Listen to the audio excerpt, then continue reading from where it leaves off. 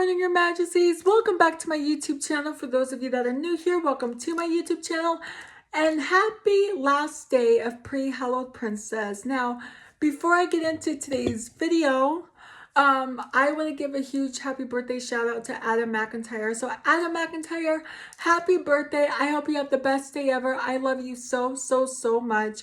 And I can't tell you how much I've been beating myself up for not opening my eyes in 2020. So I love you so, so, so much. That's when all that stuff was going down. So Adam, I love you so much, and I hope you have the best birthday ever. So anyway, if you want to stay and watch me read the scary story, you can, but you don't have to. Okay, so this one is called, we're gonna continuing chapter 8, Aftermath. Okay, and it goes. After spending that entire night with White Anne, I couldn't get rest of my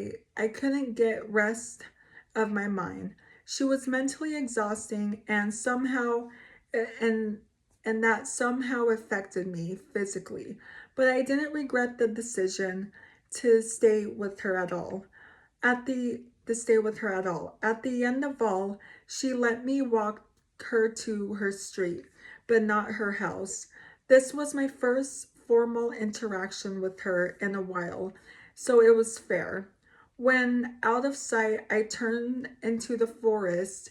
My body stretched back into my favorable 7-foot structure, hair disappearing and all. I wasn't in the mood to deal with anything, so I went to my top secret cabin to avoid any responsibilities. For the rest of the night, I entered and was greeted by the warmth of my fireplace, everything altered to fit my ideal height so that I could live comfortably. I switched out of my usual attire and rested on my bed, almost instantly falling asleep as my skin rubbed against the satin sheets, with the ginormous mattress molding into my body. But my phone buzzed at a notification that managed to wake me up. I groaned and extended my arm to check it, it being a message from my love bug. Want to hang out tomorrow? Was read across the bright light. I let out a hearty breath and turned on my side to text back, because why not? Sure thing, see you tomorrow. I woke up around 8 a.m. The sun was just finishing to rise, and for once it was sunny.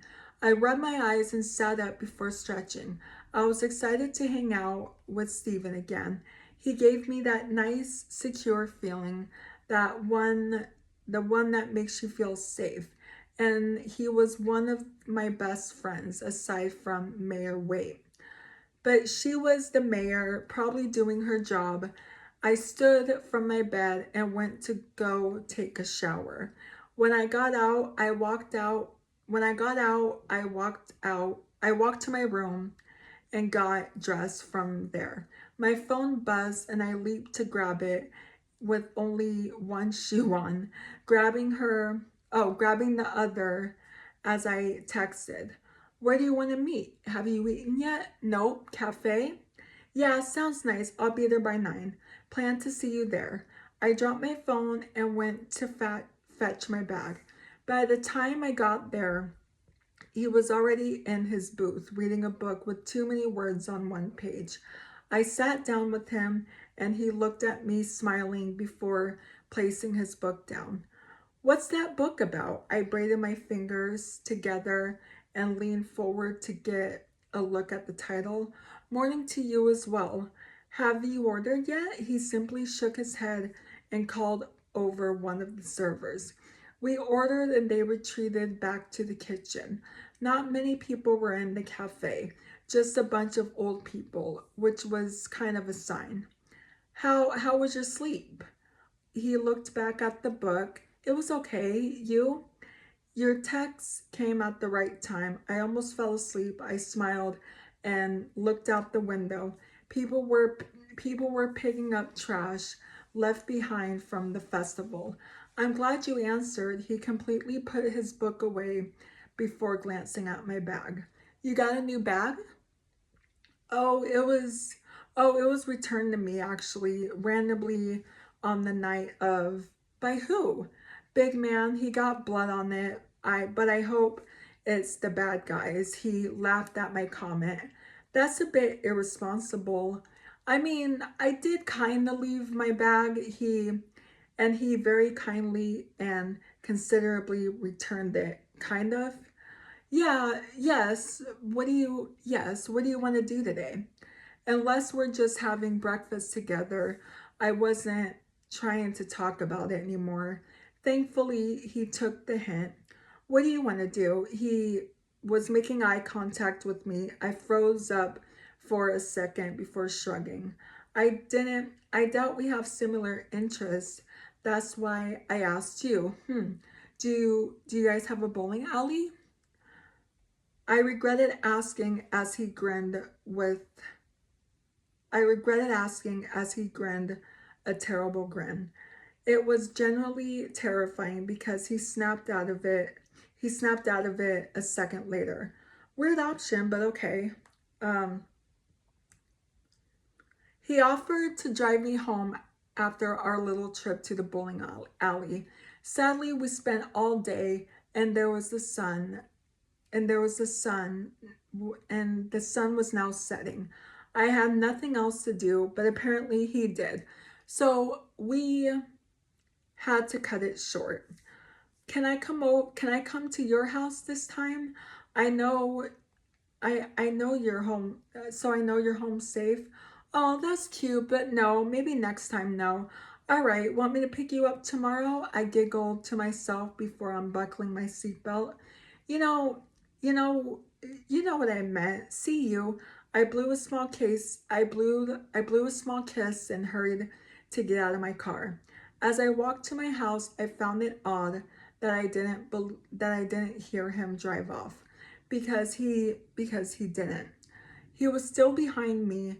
I didn't notice until he rolled down his window. You know, there are more people like that robber you encountered. I looked at him and squinted my eyes. Like you? It's kind of creepy. You're following me home. Would you rather it be me or a bad guy you've never met? I pretended to think about it before smiling. You know, you know, you you just moved here, sweetheart. Um, what could I possibly want from you? A lot of things, but I gave in. Tashi, say happy birthday to Adam. um, but I gave in and let him take me home. My feet hurt from being on them all day, and we were pretty far from men, just entering the neighborhood. I walk into my house, actually hearing him leave. Once I step in and go upstairs, making my way to my room, I sat down on my bed and sighed at the sudden boredom. I got until I heard tapping at my window. I look up to see what looks like a branch, but it wasn't windy, and there was none close enough to even touch the house except for in the front. I crawled over to my I crawled over to my window. Okay, bye Tashi. I crawled over to my window and peeked out of it. A tall creature, the creature the creature staring at me. Somehow I just froze.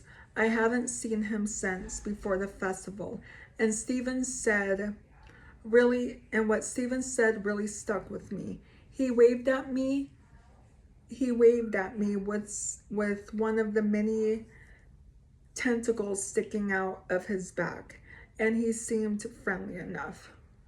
Okay, I will be reading more of these stories in Hallowed Princess, so that is going to be it for today's video, and happy last day of pre-Hallowed Princess. And happy birthday, Adam McIntyre. I love you so, so, so much. And again, I am so, so sorry for not opening my eyes in 2020.